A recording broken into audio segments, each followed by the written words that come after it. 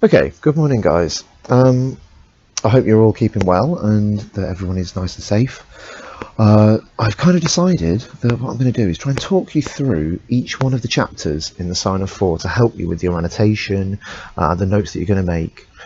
I'm a little bit worried that with year 9 you're supposed to get a kind of a full understanding of this novel by the end of the year, and I'm a little bit worried that that's maybe not going to happen. So I'm going to put these videos together for you and I hope they're helpful.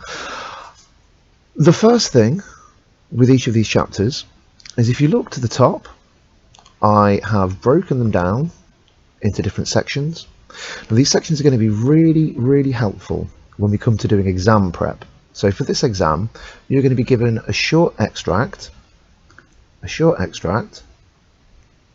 and you'll be asked to analyse that extract and add to it from the text as a whole. So by breaking each chapter down into these small sections, I can really quickly, really easily point you towards lots of different extracts, and we can use that for exam preparation. We can use it to kind of gather notes on certain topics, because if you see, we've got each section is labelled with a brief description of what is within each section. So as you're going through, can you please make sure to note these numbers here? You know, you'll see these at the top of each chapter, at the top of sections of each chapters, and the numbers and the details that are at the top of the chapters. So that is really important. Okay, moving on. I think, so today we're going to work on chapter 2. Now chapter 2, we see the introduction of the character of Mary Morstan.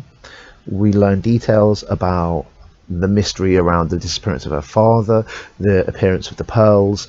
This chapter really kind of establishes the story and gives us a good understanding of Mary Morstan. Now, as with any character, we are going to look at the way that Mary Morstan looks. We're going to look at the way that Mary Morstan behaves, the way that she feels, her backstory, and kind of how she fits into Victorian society, because this book really examines parts of Victorian society, and I think that that's really important for us to get into. So I'm going to do this. I'm going to read the page, and then we're going to go through some of the main ideas on the page. I may not cover everything that I've written in terms of annotation, and certainly some pages will have a lot less annotation than other pages, but I will go through the main points for each one. Okay, so here we are. Chapter 2, Statement of the Case.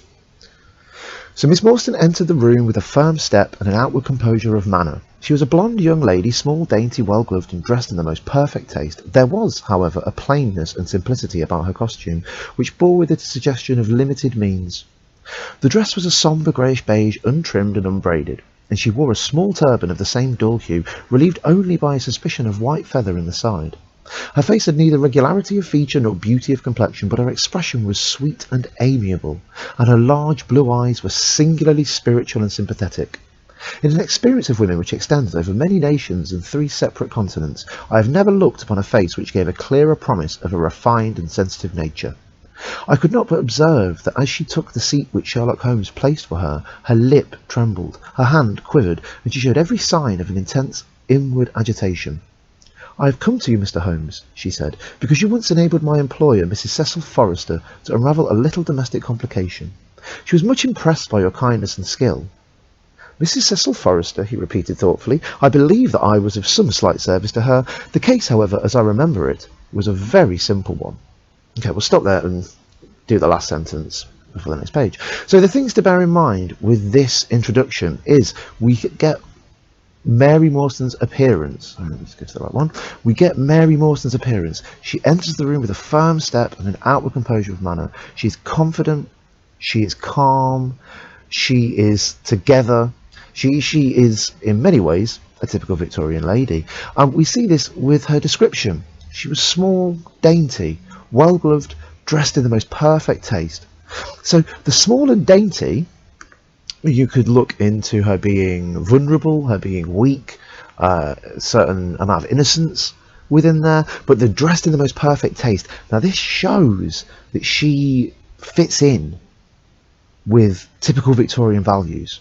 However, she's also described as having a plainness, and limited means. This shows us that she is not rich. She isn't a wealthy woman. You know, here, the limited means. She's not a wealthy woman by any means. She's a governess, so she's probably lower middle class. She independent, which is a good thing. You know, she takes care of herself.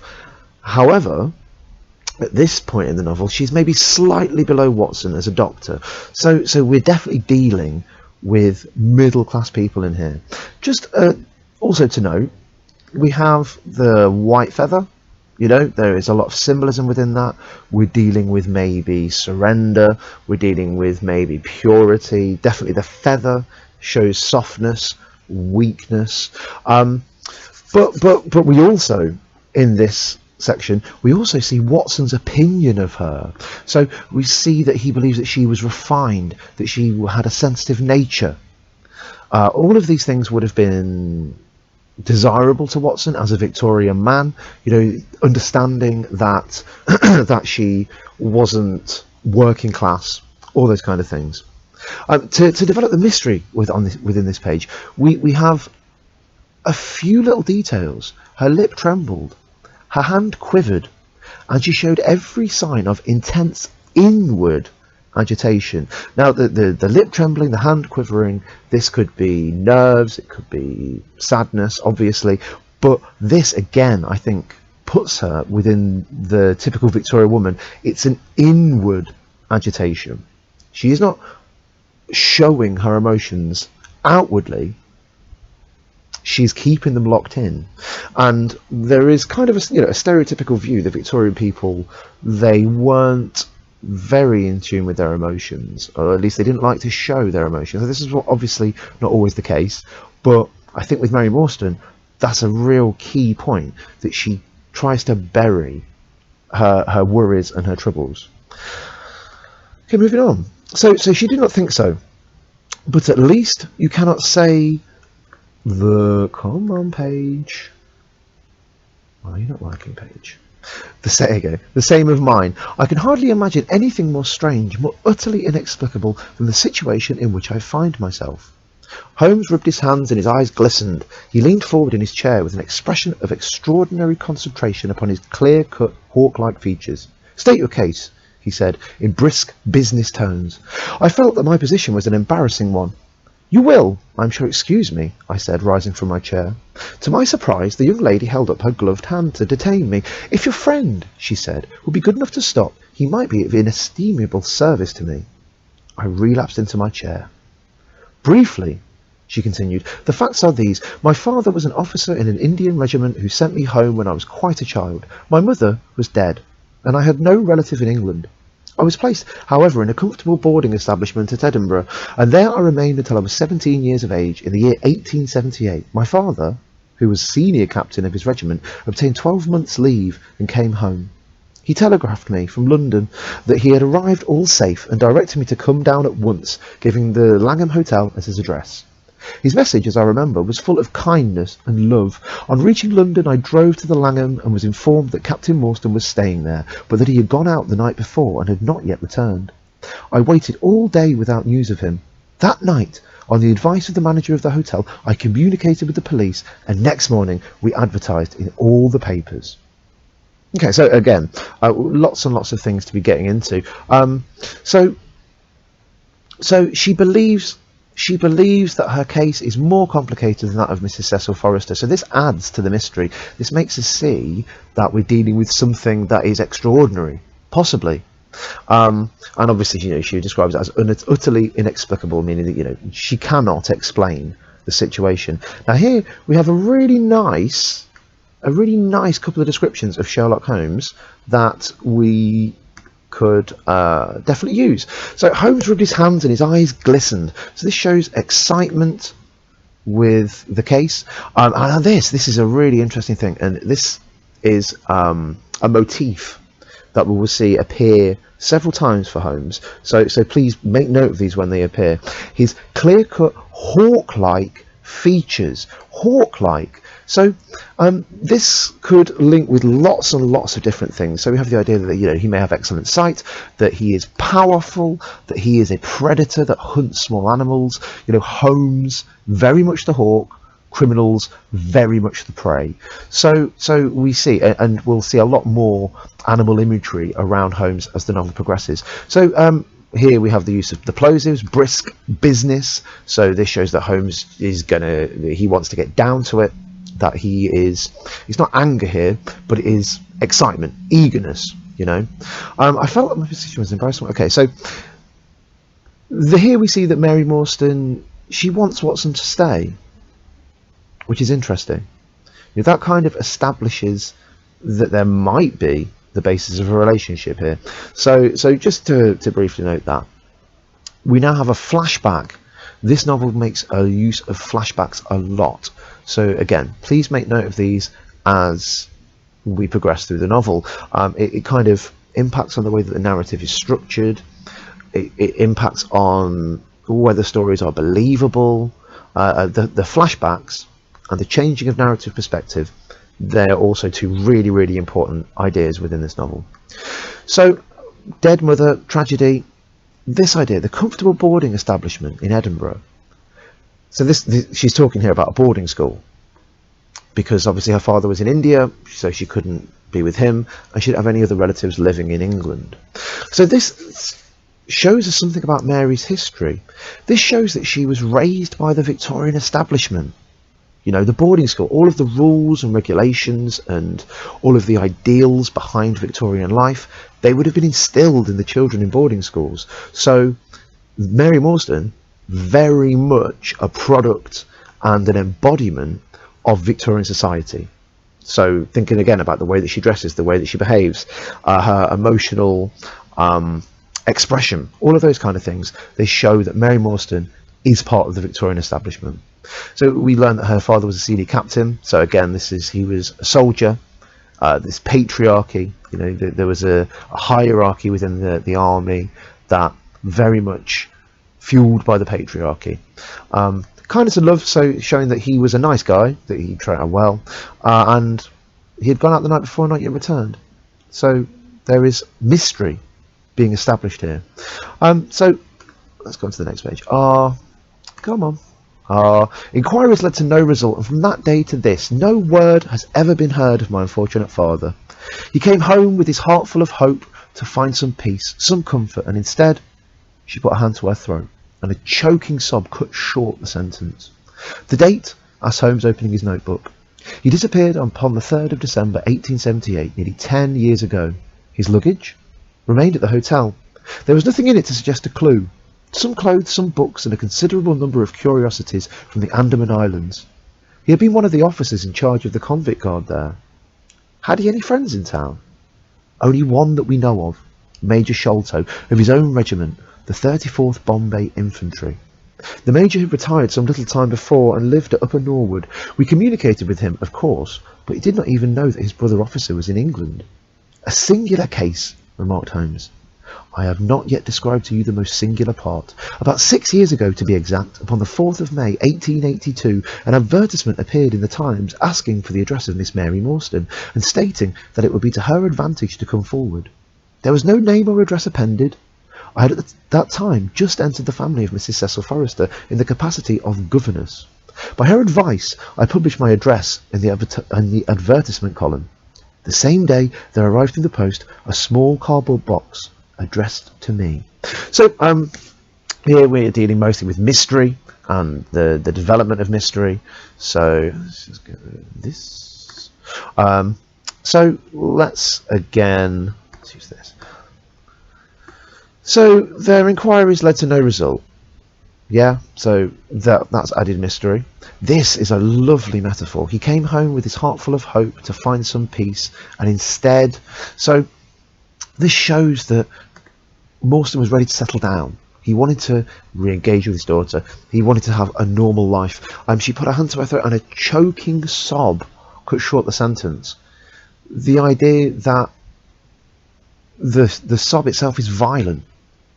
Her tears are violent. Her emotion is violent. Or maybe Or maybe it is that she is trying to suppress that emotion, and it's the suppression of the emotion that is violent. You know, we need to start thinking about alternate interpretations, and that's kind of one way we could look at that. So there is nothing in it to suggest a clue. Again, additional mystery. The Andaman Islands, someone in charge of the officer guard there. This is a reference to colonialism. So a big part of this novel is the idea that at this time England was going out into the world, particularly India, Africa, and Australia, and colonizing, subjugating the indigenous people, and kind of establishing British rule in countries that weren't British. So here we have our first sort of reference to this. And again, the Andaman Islands and the officer in charge of the convict guard, this is our first clue as to what's actually happened here. So as we're going through, I'll be noting clues and just things that will pop up later on in the novel. Now we have our first reference to Major Sholto, another main character from the novel. He was Captain Morstan's friend who worked in the convict guard with him, another person who was principal in the theft of the treasure. Now this, where she says that that Major Sholto did not even know that his brother officer was in England, this is a lie. This is an outright lie. We see Major Sholto here telling Captain Morstan's daughter something that's completely false. So what is Sholto trying to hide? Well, we don't know that he's hiding anything until we read later on in the novel, and I'll try not to spoil things because I'm aware that you may not have read the whole novel yet, but just bear in mind, this is Sholto lying, and we need to be questioning Sholto a little, I think. So she's entered the family of Mrs. Cecil Forrester. This is her working as a governess. So a governess would be someone who would take care of the education of children, the day-to-day running of certain elements of the house. Go away, Ticket Web, thank you. Day-to-day running of a Victorian house. So she is a middle-class position, lower middle-class position. However, this shows that she is independent and that she is supporting herself, which isn't out of the ordinary with Victorian life, but it's certainly not what a typical Victorian woman would want for her life. Okay, moving on. So she gets this cardboard box, which she found to contain a very large and lustrous pearl. No word of writing was enclosed. Since then, every year upon the same date, there has always appeared a similar box containing a similar pearl without any clues to the sender. They have been pronounced by an expert to be of a rare variety and of considerable value. You can see for yourselves that they are very handsome. She opened a flat box as she spoke and showed me 6 of the finest pearls that I had ever seen. Your statement is most interesting, said Sherlock Holmes. Has anything else occurred to you? Yes, and no later than today. That is why I've come to you. This morning I received this letter, which you will perhaps read for yourself. Thank you, said Holmes. The envelope too, please. Postmark London, SW. Date July 7th. Man's thumb mark on corner, probably postman. Best quality paper. Envelopes at 6pence a packet. Particular man in his stationery. No address. Be at the 3rd pillar from the left outside the Lyceum Theatre tonight at 7 o'clock. If you are distrustful, bring 2 friends. You are a wronged woman and shall have justice. Do not bring police. If you do, all will be in vain. Your unknown friend. Well, really, this is a very pretty little mystery. What do you intend to do, Miss Morstan? That is exactly what I want to ask you. Then we shall most certainly go. You and I and... Yes, why? Dr. Watson is the very man. Your correspondent says 2 friends. He and I have worked together before. But would he come? She asked with something appealing in her voice and expression. Okay, let's stop there. So, again, here we go. So we have kind of the second clue, this stuff about the pearl. So we're going to see things about pearls coming up. Here we go. So the second clue, things about the pearl. This is again adding mystery. So Holmes here is making observations. So if you were making notes from the first chapter, you will know that Holmes deals with observation, deduction, and knowledge. And again, as we go through this novel, I'm going to highlight where Holmes is using those three kind of strategies for dealing with a mystery. So, because if a question came up about Holmes, and how does Holmes embody values of detective, or how does Holmes develop the ideas of mystery, really you should be talking about observation, knowledge and deduction. There are three things that really work well for Holmes. So this is observation. He's looking at the envelope, and he's reading the note, and he's analysing the handwriting a lot to some extent.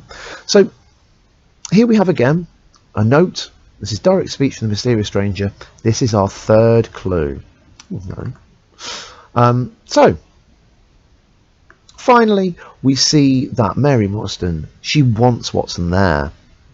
She desires him to be part of this case. So how might this affect Watson's feelings? How might this make him add or change or enhance events? We need to be aware, although not too much, that Watson is an unreliable narrator, as any narrator is unreliable. So we have to bear in mind that all of the events of this novel are told through Watson's bias and his desires and his interpretation of what's happening around him. We don't know that Mary Morstan right now was appealing to Holmes. We don't know that she wanted Watson there for any more reason than it said two friends, and she wanted two people to go. But Watson reads into this, and I think that's something that makes him somewhat of an unreliable narrator. Let's move on. "You are both very kind," she answered.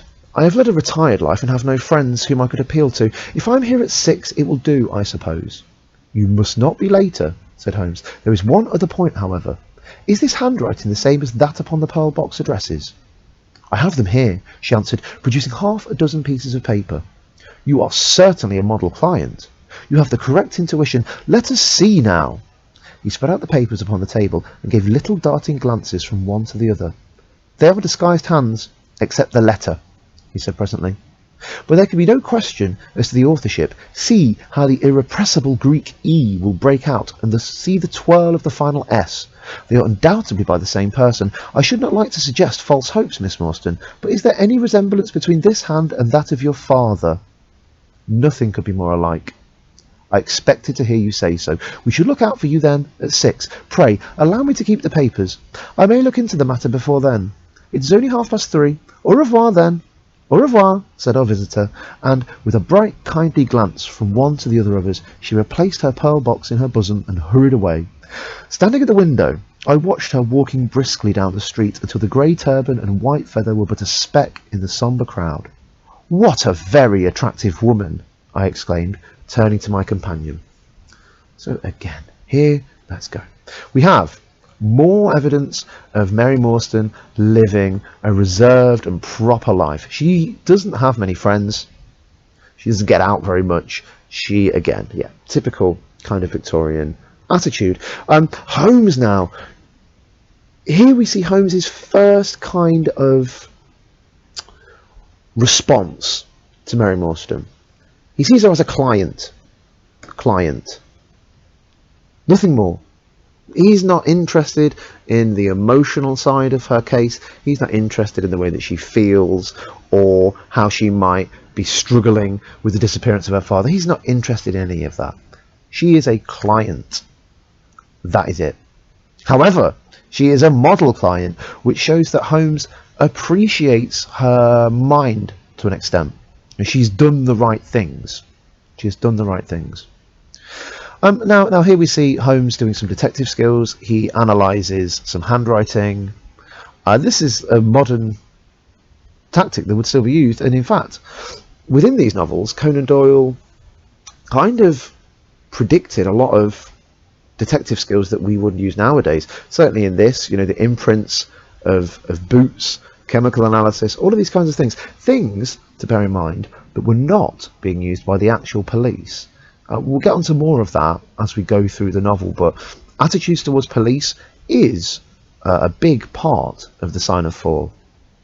So Holmes is using his detective skills. This is observation and deduction. He observes the letters are the same within the notes, and he tries to deduce whether or not that they belong to Mary's father. So he's using his observation, deduction, and knowledge. Obviously, the knowledge here is within the field of analysing handwriting.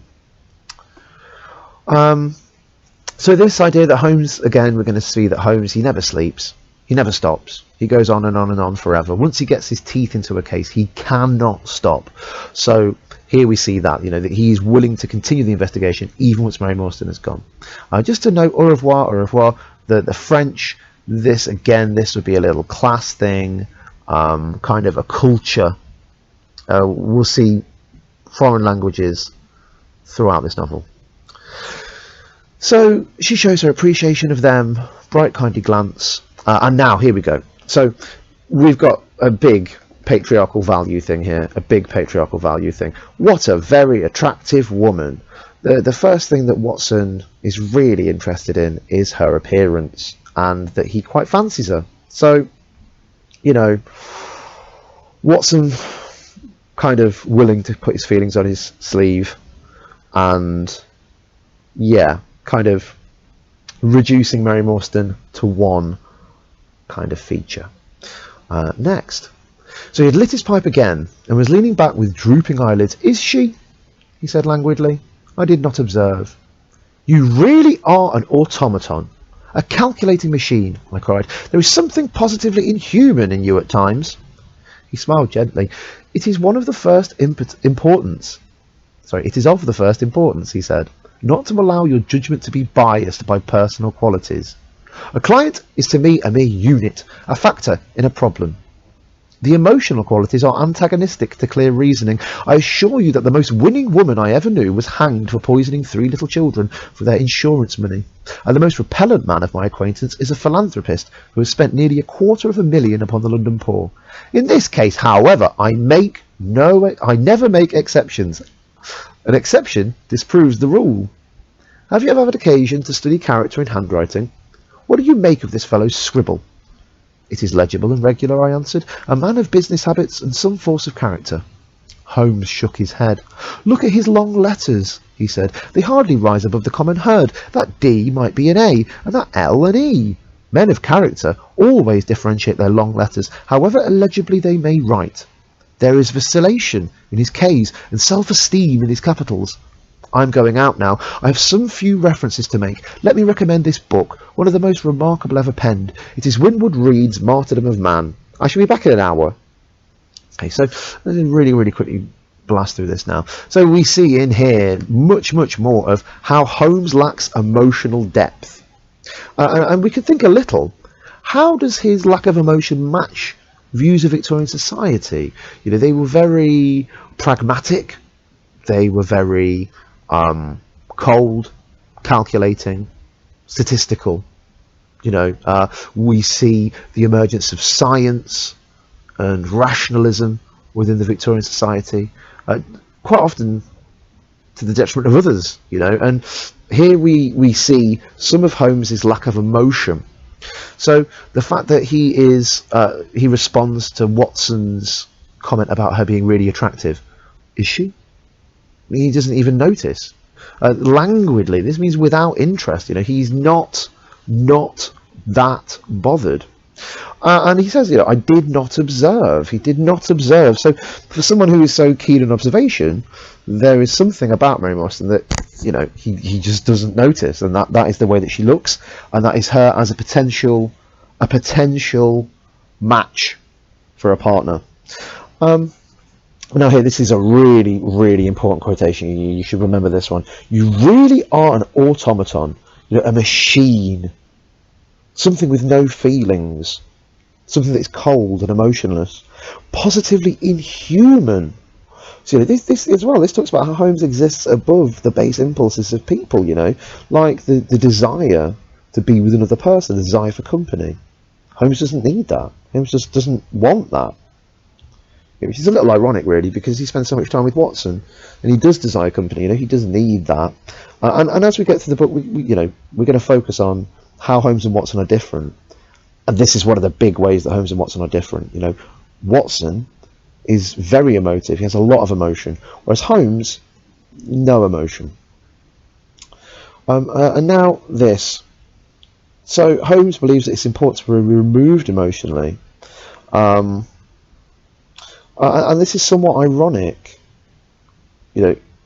because Watson does allow personal qualities and bias to judge his personal opinions, which results in the narrative of the whole novel. So again, going back to Watson as an unreliable narrator, we kind of have to bear that in mind. So this statement here, this is an ironic statement, and it shows how removed Holmes is. That he can make this kind of comment about a winning woman being hanged for poisoning 3 little children, and a repellent man being a philanthropist. These are all juxtapositions. So this is a very logical idea that he never makes an exception, as an exception disproves the rule. And Holmes is always looking for those tiny little details that throw cases out the window, and he will not accept anything that is flawed logic. So here we have more handwriting analysis. Now this is a really nice little point. This book, The Martyrdom of Man, this is a real book written by a guy, Winwood Reade, in the Victorian era, and it was kind of known as a secular Bible. So kind of the foundations of humanism, maybe. The book is split into 2 sections. So the first section is a breakdown of the history of mankind in 4 sections without any reference to God. So it is a straight up history. We are then dealt with some philosophy on how you should live your life, and ideas around humanism, so looking after each other and those kinds of things. And again, God is not mentioned in this book. So I believe that Conan Doyle included this reference to show how reasoning and, in inverted commas, intelligent Sherlock Holmes was.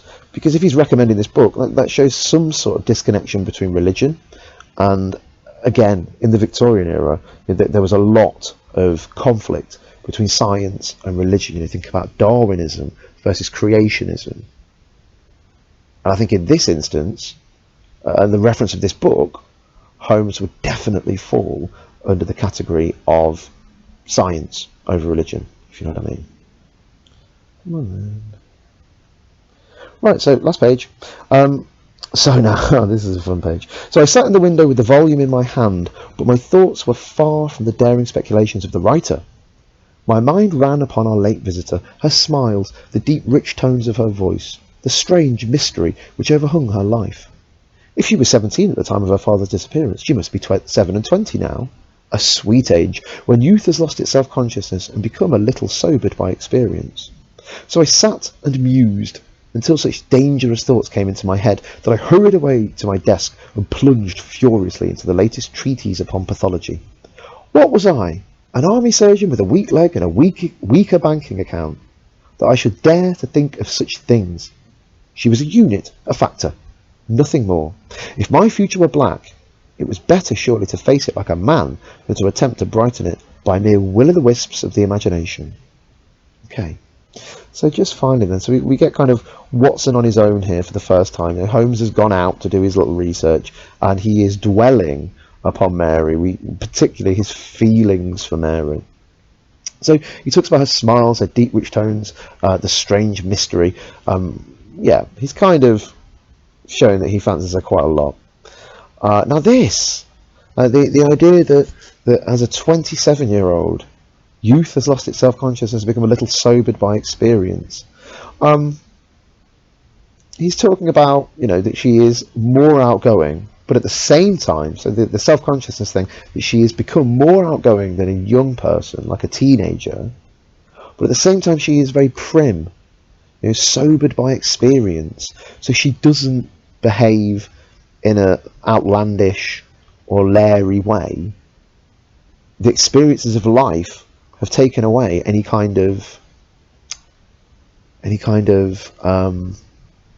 undesirable behaviour, shall we say. You know, she is grown up.